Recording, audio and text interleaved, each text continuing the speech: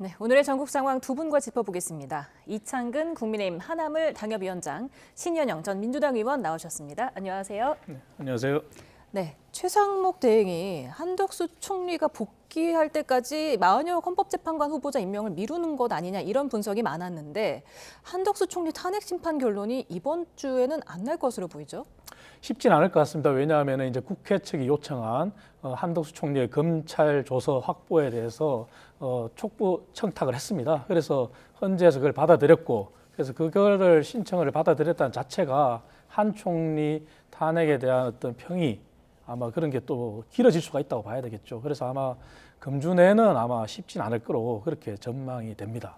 그러면 한덕수 총리와 윤석열 대통령 두 가지 선고 중에서 순서는 어떻게 될 거라고 전망하십니까? 지금 정확하게 누구도 예측하기는 어려울 것 같습니다. 아마 윤석열 대통령 14일 얘기도 나오고 17일 얘기도 나오긴 하는데 하여튼간에 3월 중순에 예측을 하고 있는 상황이고 또 한덕수 총리도 지난 한 번의 변론기 이후에 이제는 판결을 내야 되지 않나라는 생각 때문에 이번 주에도 날 가능성이 있다라고 예측이 됐는데 헌재가 이렇게 또 판단을 하면서 좀 지연될 수 있다라는 것 때문에 아무튼 3월이 분수령이 될 것 같은데 그렇다면은 윤석열 대통령 그리고 한덕수 총리 어디가 우선이 될 것이냐에 대한 헌재의 판단은 지금 거의 자주 평의를 하면서 논의를 하고 있을 텐데 아마 그 결론을 알기까지는 그 누구도 예측하기는 쉽지 않을 것 같다라는 생각이 듭니다. 네, 사실 헌재가 한 총리 탄핵 심판 변론을 지난달 19일 날 종결했기 때문에 오늘로 딱 2주가 되는 시점입니다.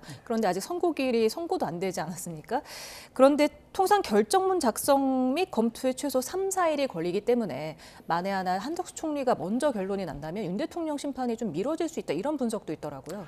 당연히 그렇게 될 수밖에 없을 겁니다. 왜냐하면 지금 현재 헌재가 평의를 계속 하고 있지만 그 평의의 내용을 저희들이 알 수는 없지 않습니까? 한덕수 총리에 대한 평의를 진행하고 있는지 윤석열 대통령에 대한 평의를 진행하고 있는지 알 수는 없지만 어쨌든 헌재는 17일까지는 아무 변론도 잡고 있지 않고 있습니다. 그 얘기는 17일까지는 어떤 쪽이든 결론을 내겠다는 그런 입장인데 당연히 말씀하신 것처럼 한 총리에 대한 검찰 조사 확보 요청이 오고 그 자료가 온다면은 거기에 대한 검토 시일이 이루어질 것이고 그리고 한 총리의 탄핵에 대한 결정문을 먼저 쓴다면 당연히 윤 대통령에 대한 결정문을 쓰는 시간이 딜레이 되겠죠. 딜레이 되고 또 평의를 또 거쳐서 결정문에 대해서도 사실 검토를 해야 됩니다.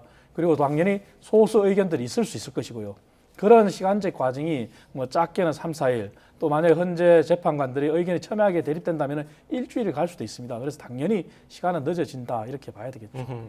어떤 선고를 내릴지 헌재는 고민하고 있을 텐데 여당에서는 한덕수 총리 선고부터 먼저 내라는 입장이잖아요. 이건 어떻게 보고 계십니까? 상당히 헌재를 압박하는 정치적인 수사인데 그렇게 하는 게 맞나라는 생각이 듭니다. 헌재가 독립적인 헌법기관으로서의 판단을 하는 데 있어서 재판관 한 분 한 분의 그런 생각과 사고를 존중해야 되는데 지금의 여당의 모습은 계속해서 압박을 하면서 헌재를 파기하겠다, 가루를 만들겠다, 상당히 극단적인 수사로서 헌재를 압박하고 있는 것이 과연 대한민국의 여당으로서 적합한 모습인가에 대해서 상당한 비판이 있고 그런 모습들이 사실은 지지율과 연관돼서 지금 국민의힘이 평가받고 있다고 생각을 합니다.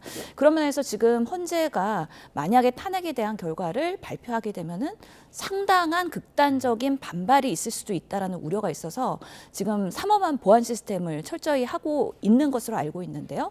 그런 면에서 헌재 재판관들 출근하는 시간 자체도 매우 보안으로 이루어지는 만큼 지금의 헌법의 그런 판단을 존중받기 위해서는 헌재에 대해서는 우리가 정치적으로 압력을 행사하는 그런 모습들은 상당히 지양돼야 된다라고 생각이 듭니다. 네.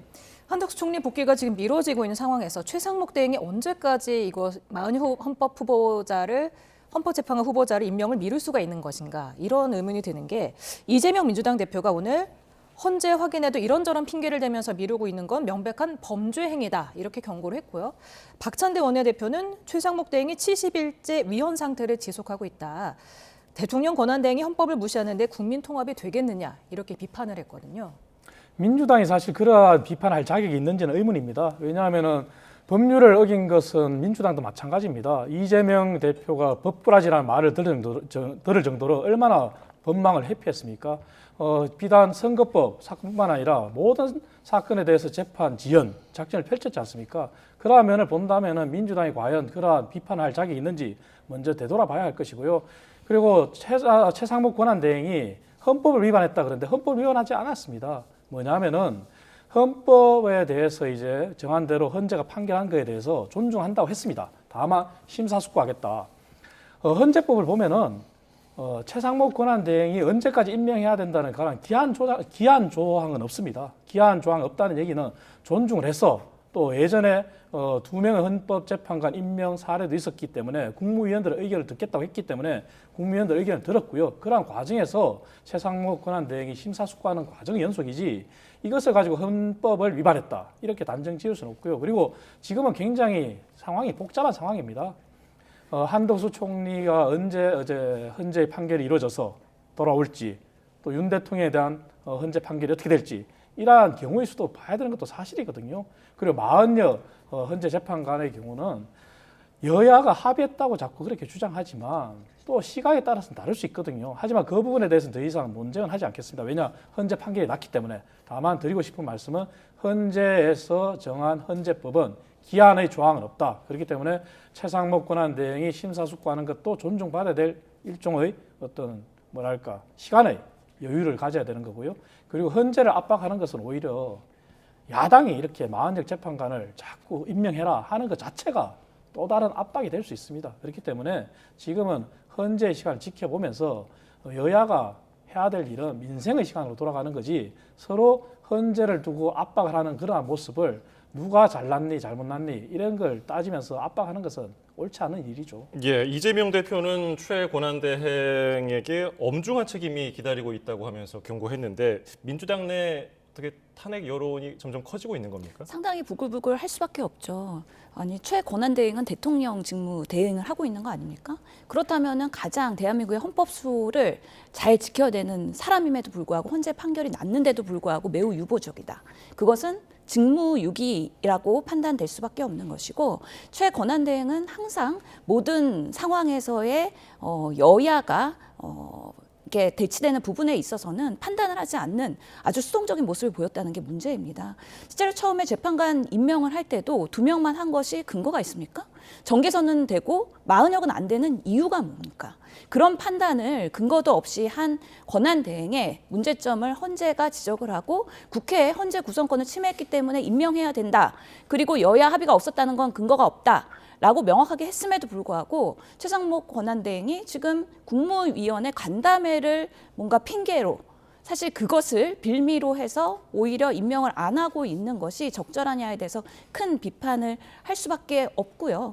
계속해서 여야 합의를 얘기하는데 실제로 추경호 원내대표 때 합의한 사항을 사실 권성동 원내대표가 비토한 거 아닙니까? 그러면서 합의를 안 해주는 방식으로의 모든 대한민국의 업무를 방해하고 있는 여당의 모습을 국민들이 어떻게 판단할까? 그런 부분에 있어서 이번에 탄핵이 인용이 되고 조기 대선이 있다고 하면은 국민의힘은 국민들에게 심판받아도 마땅하다고 생각을 합니다. 네, 뭐 여론이 지금 부글부글하다고 하셨는데 그럼에도 불구하고 최상목 대행에 대한 탄핵은 사실상 좀 어려운 거 아닙니까? 예, 또 하고 싶지만 하지 말아야 되는 게 또 민주당의 여러 고민들의 지점이긴 할 텐데요. 제1당으로서 탄핵에 대한 부분에 있어서 탄핵을 남발한다. 또는 지금 이런 대한민국의 비상 시기에 정말 권한 대행을 또 탄핵한다는 거에 대한 그런 여러 가지 리스크를 고민했을 때는 최상목 권한 대행의 그런 부적절한 판단에도 불구하고 그 태도에 대한 지적을 하는 것이지 뭔가 너무 그 무력을 사용하는 방식으로 하지는 못할 거라는 걸 알기 때문에 최상목 권한대행이 오히려 더 그런 부분에 있어서 야당의 이야기를 더 잘 듣고 더 소통하면서 국정협의체에 대한 통합을 얘기해야 된다고 생각을 하는데요. 야당에 대한 얘기보다 여당의 얘기를 더 많이 듣고 눈치 보고 그러면서 소신껏 하지 못하는 그런 권한대행에 대한 부분도 사실은 부적절한 지금 모습이라고 생각을 합니다. 예. 어제 국무회의에서는 국무위원 전원이 마은혁 헌법재판관 후보자 임명을 숙고해야 한다고 의견을 전한 것으로 알려지고 있는데 그러면 최상목 권한대행에게는 좀 더 힘을 실어주는 모양새인데요. 어떻게 보십니까? 그렇습니다. 예전에 이제 2명의 헌법재판관 임명할 때 당시에도 국무위원들이 굉장히 비판이 많았습니다. 그럼에도 불구하고 최상목 권한대행이 당시에 결단을 내린 거죠. 그래서 헌재가 어쨌든 정상화될 수 있도록 그런 기틀은 제공했는데요. 이번 마흔역 재판관에 관해서는 헌재의 결정은 존중하지만 사실 마흔역 재판관에 대한 우려는 사실 사라진 건 아니거든요. 그 부분에 대해서 사실 많은 국민들도 우려하고 있습니다. 그리고 국무위원들도 그러한 부분을 우려하지만, 그리고 헌재의 결정을 존중한다고는 하지만 아까 말씀드린 것처럼 여전히 여러 가지 정무적인 변수가 있습니다. 그래서 한덕수 총리가 돌아온다면은 권한대행은 이제 한덕수 총리가 되는 것이고, 그리고 윤석열 대통령에 대한 탄핵도 인용이든 기각이든 결정이 안 난 상황이고, 이러한 여러 가지 복잡한 정무적인 상황이 존재하기 때문에 국무위원들은 정책을 담당하는 장관이자 국무위원이지만 또 다르게 정무적인 입장을 또 판단해야 되는 위치에 있는 거거든요. 그렇기 때문에 아마 종합적인 의견을 낸 걸로 보고 있고요. 그래서 최상목 권한대행도 국무위원들의 의견을 충분히 들었지 않습니까? 듣고 심사숙고하겠다고 했으니 그 시간은 여야가 압박을 더 이상 하지 말고 조금 내버려 두고 정말 심사숙고할 수 있도록 그렇게 여유를 주는 것도 저는 하나의 정치라고 생각합니다. 네. 지금 한덕수 총리 탄핵 심판에서 국회가 검찰 조사를 확보해달라고 어제 요청을 했고 헌재가 오늘 이를 채택했습니다. 그렇기 때문에 검찰 회신하고 국회 측이 또 그거를 자료를 검토를 하고 또 헌재 제출하고 재판부가 또 검토하면 이렇게 또 시간이 또 늘어나는 거 아니겠습니까? 그렇다 보니까 윤 대통령 탄핵 심판 선고 이후에 한덕수 총리 탄핵 심판 선고가 나는 거 아니냐 이런 전망도 나오더라고요. 평의에서 지금 어떤 그 심리를 더 우선적으로 결론을 낼지에 대해서 아마 논의가 계속 될 거라고 생각을 듭니다. 근데 한덕수 총리도 간단하다고 생각을 했지만 그 절차가 아직 남아있기 때문에 아무래도 시간이 걸릴 것으로 예측이 되고요. 윤석열 대통령의 사실 탄핵 심판에 대한 부분은 예전에 박근혜 대통령과 비교했을 때는 매우 간명하기도 하고요. 명확한 증거와 그런 근거들이 우리 국민들한테 다 노출이 됐기 때문에 그런 부분에 있어서의 판단은 뭐 그렇게 오래 걸리지 않을 거라고 생각을 합니다. 다만 뭐 여러 가지 그 해석들이 나오고 있는데요. 60일 내에 조기 대선이 이루어져야 되기 때문에 60일이라고 하면은 5월 뭐 초순이나 중순이 될 텐데 그때 사전 투표 등 여러 가지 그 타임라인을 감안해가지고 언제 판결이 될 거다라는 예측들이 난무하고는 있다. 근데 뚜껑을 열기 전까지는요. 저희가 뭐 어떻게 명확하게 예측하기에는 상당한 보완을 중심으로 해서 평의가 이루어지고 있다까지 말씀드릴 수 있을 것 같습니다. 예. 요즘에 정치권에서는 뭐 하루가 다르게 개헌 얘기가 계속 나오고 있는데요. 뭐 차기 대통령 임기를 3년으로 줄이자는 건데 개헌론 지금 분위기가 달궈지고 있는 것에 대해서 어떻게 평가하고 계십니까? 사실은 긍정적인 방향은 맞습니다. 왜냐하면 여야가 모두가 다 인식하는 것이 87년 체제 이후의 헌법이 이제는 한계에 다다랐다는 거 아니겠습니까? 그리고 이재명 대표도 개헌이 블랙홀이라고 하면서도 안 할 수는 없다고 얘기를 했어요. 문제는 성의 문제거든요. 왜냐하면 개헌을 하려면 국회의원 과반수가 찬성해서 발의를 해야 됩니다. 지금 의석이 어떻습니까? 민주당이 190석이에요. 진정성이 있다면 민주당의 개헌에 임해야 되는 거거든요. 그리고 대통령 선거 때문에 만약에 윤 대통령의 탄핵이 인용이 된다면 60일 안에 대선을 치러야 되기 때문에 개헌을 할 시간이 없다고 하는데 그럴수록 더더욱 빨리 준비해야 되는 겁니다. 왜? 다음 대통령이 가서 또다시 이러한 87년 체제 헌법의 한계, 그런 문제점을 또다시 국민들이 목도하게 내버려 둘 수는 없는 거 아니겠습니까? 그렇다면 대통령 선거가 다시 있든 없든 그걸 떠나서 개헌은 개헌대로 투트랙으로 진행해야 되거든요. 그렇다면 민주당이 다수당이기 때문에 민주당이 진정성이 있어야 되는데 민주당이 성의가 없어요. 이재명 대표가 성의가 없어요. 그렇기 때문에 개헌 논의는 오세훈 시장을 비롯해서 모두가 다 이번 대통령이 누가 되든 간에 이 대통령이 3년으로 임기를 줄이고 다음 총선과 대선을 맞추자는 거 아니겠습니까? 그렇다면 현재 대통령 선거가 만약에 이루어진다면 그 전에 개헌이 돼야 됩니다. 왜냐? 현행 헌법으로 따진다면 중임과 관련해서는 적용이 안 된다는 거거든요. 대통령이 있는 상황에서. 그렇다면 대통령 선거 있기 전에 해야 되는 겁니다. 그래서 투트랙으로 빨리 진행하려면 민주당 이재명 대표가 하루속히 성의를 보여달라 이렇게 말씀드리고 싶습니다. 네, 정치 원로들이 어제 서울대에서 개헌 간담회를 열었고 또 오늘은 개헌을 촉구하는 대국민 서명운동을 시작을 했습니다. 정대철 헌정회장이 민주당 출신들은 다 개헌을 하자고 하는데 딱 한 사람만 이재명 대표만 안 하자고 한다 이렇게 말했는데 어떻게 들으셨습니까? 뭐 안 하자고 하는 건 아닌데 너무 또 수세에 몰리는 그런 발언을 하신 것 같은데요. 사실 뭐 제7공화국으로 나아가기 위해서 대통령 중심주의의 이런 제도적 한계를 극복해야 된다는 거에 대해서는 반대하는 분은 없을 겁니다. 계속해서 개헌 논의는 앞으로도 계속 화제가 될 것이고 사실은 22대 국회에서 그런 부분에 있어서의 준비를 따박따박 해나갈 수 있었으면 좋겠습니다.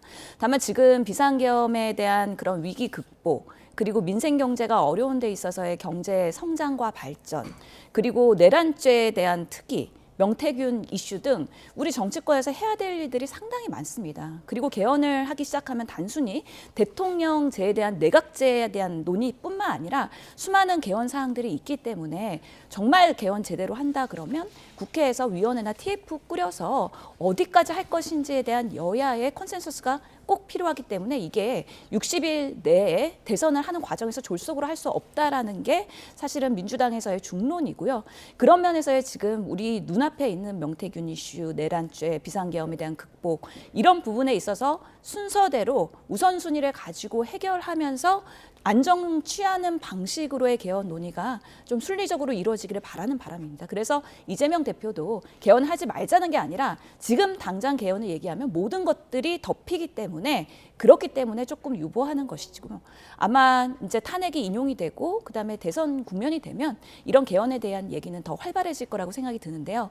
지금 3년 대통령 하자라고 얘기하는 분들의 공통점을 보면 본인이 대통령이 못 될 것 같으니까 하는 얘기인 것 같아요.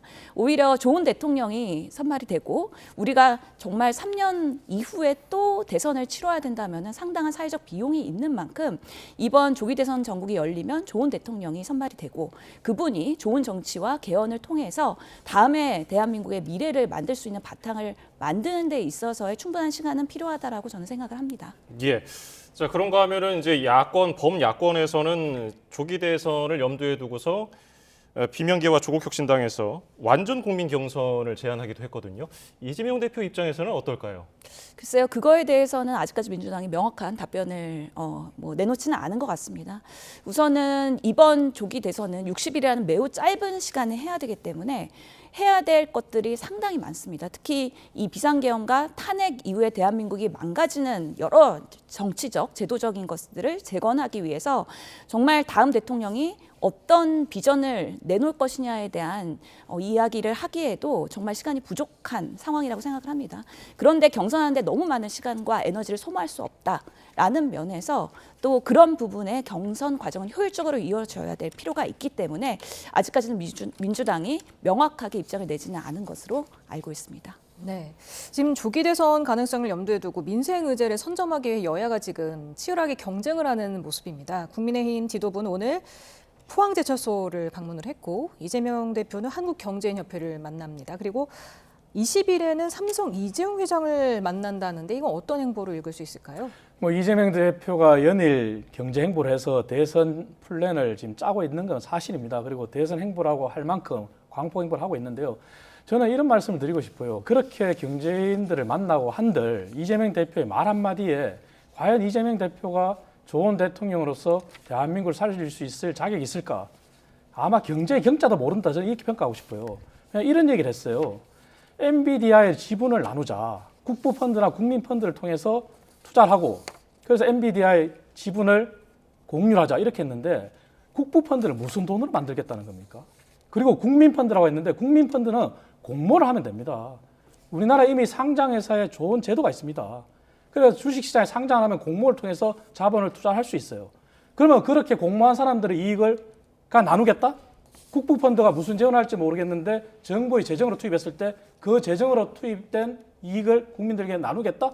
그게 과연 자본주의 시장 경제 질서에 맞는 얘기인지 의문을 던질 수밖에 없어요. 이렇게 철학이 아닌 사람이 경제인들을 만나고 삼성 이재용 회장을 만난들 그리고 삼성에서 사회공헌 일환으로 하는 소프트웨어 아카데미, 청년 아카데미에 간들 뭘 하겠습니까? 정말 제대로 된 대통령이 되고자 하면은 이러한 경제의 기본적인 상식을 먼저 공부한 다음에 행보를 해야지 기초가 안 닦여진 상황에서 행보를 한들 국민들이 받아들이겠습니까? 저는 그렇게 지적하고 싶어요. 권성동 국민의힘 원내대표가 주제 제한 없이 토론하자고 제안하니까 이재명 대표는 역제안했단 말이죠. 이번에는 어떻게 토론 성사될까요? 성사됐으면 좋겠습니다. 뭐 지금으로서는 이재명 대표는 민주당에서 여러 유튜브 채널을 개설을 해서 매일매일 그 정책적인 아젠다를 갖고 전문가들과 토론을 하고 있거든요. 그래서 다음 조기 대선을 준비하는 그런 안정적인 민주당의 모습을 정책적으로 보이기 위해서 지금 AI에 대한 부분도 얘기를 한 것입니다. 고무적인 것은 그래도 대한민국의 이런 생성형 AI, 인공지능 시대에 온 국민들이 정말 IT 공화국을 넘어서는 AI 공화국으로서의 그런 경제 부가가치 창출을 위해서 어떤 정치에서의 노력이 필요한지에 대한 그런 아젠다를 들고 왔다는 데 상당한 의미가 있다고 보이고요.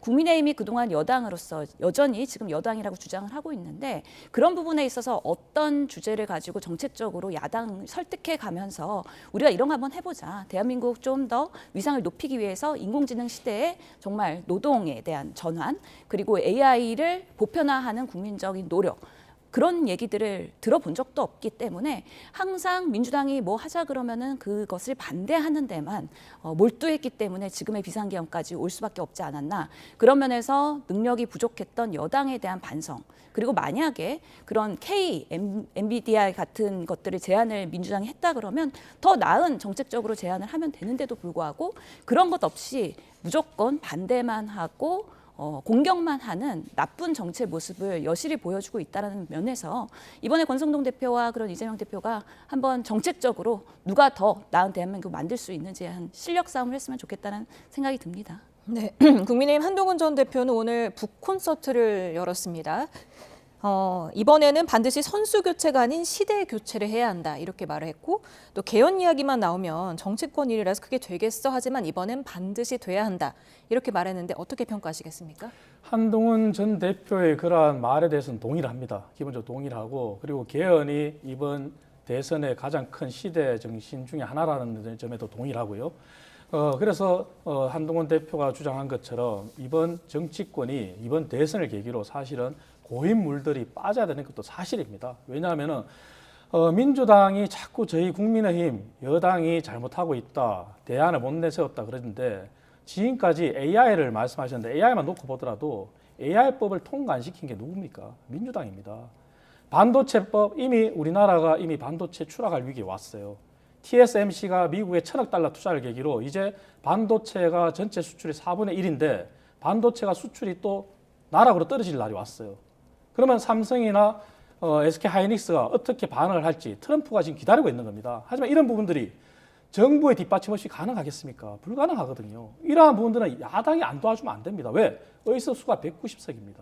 법안이 뒷받침돼야 되거든요.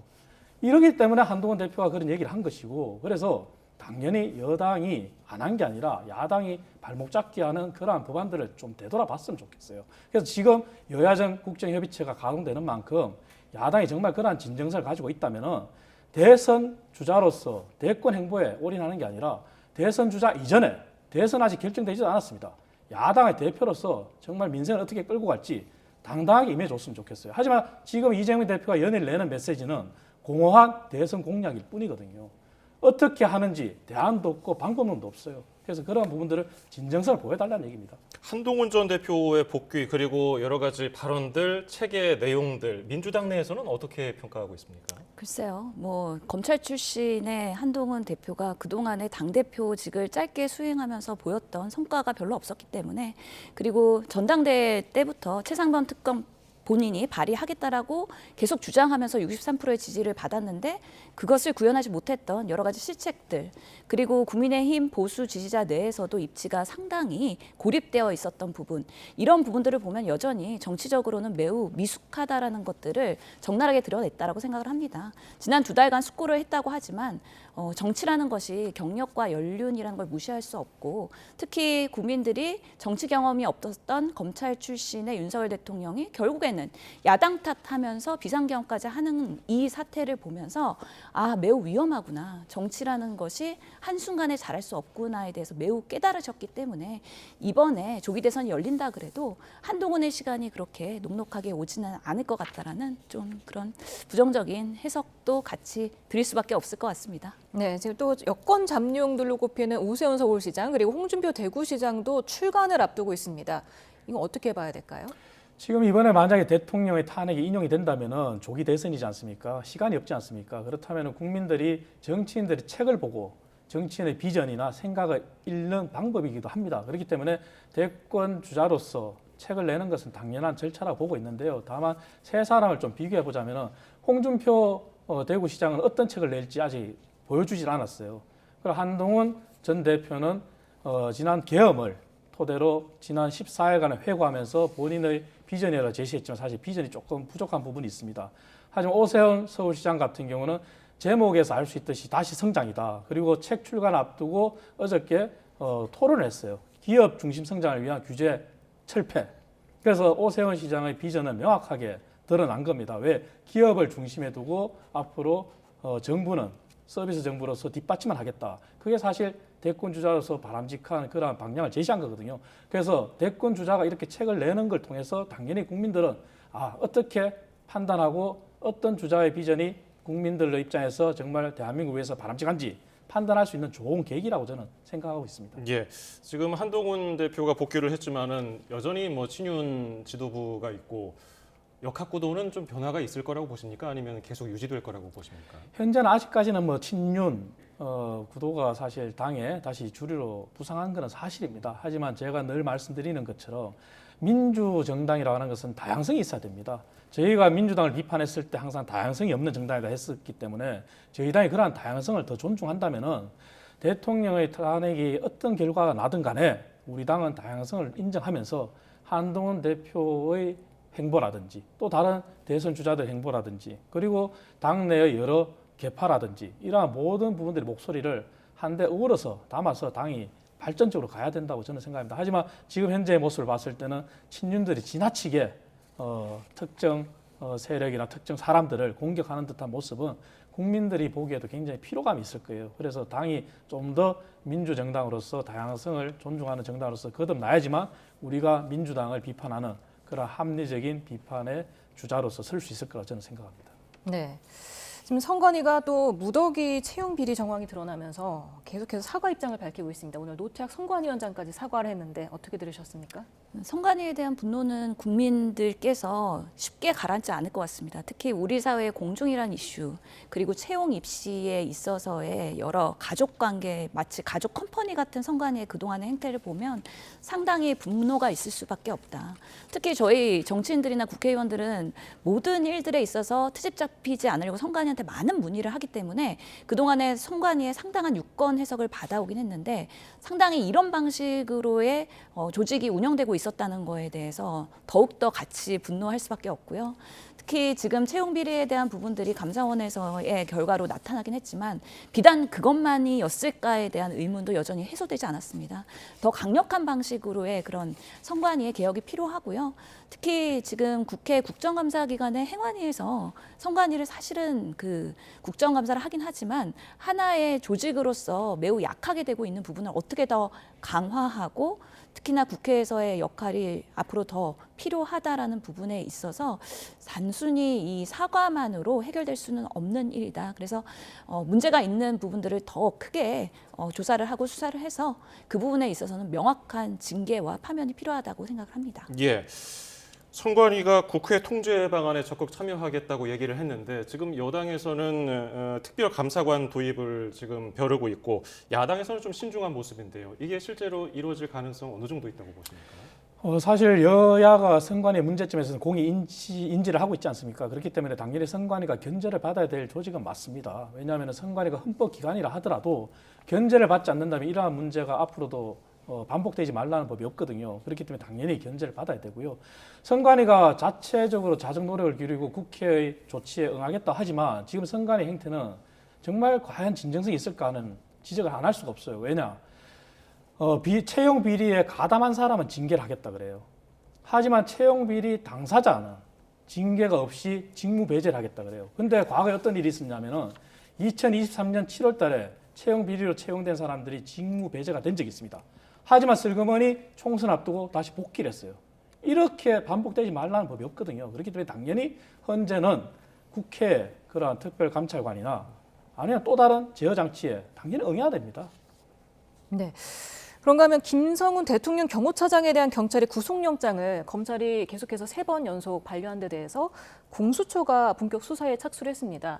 최근에 검찰이 공수처 압수수색에 들어가지 않았습니까? 영장 쇼핑 의혹과 관련해서 이 두 기관 간의 기싸움이 이어지고 있다고 봐야 될까요? 실제로 그동안에 그 대통령 수사를 하면서 공수처가 무능이 좀 적나라하게 드러난 부분에 있어서의 만회를 하려는 그런 모습이지 않을까 싶긴 한데요. 지금 보면은 그 김성훈 경호차장에 대한 그런 압수수색이 계속 아니면은 그 구속영장이 반려되는 방식으로의 비아폰 수사가 매우 어려웠었는데 검찰의 그런 요청에 의해서는 비아폰에 적극적으로 임한 것이 또 경호차장의 모습입니다.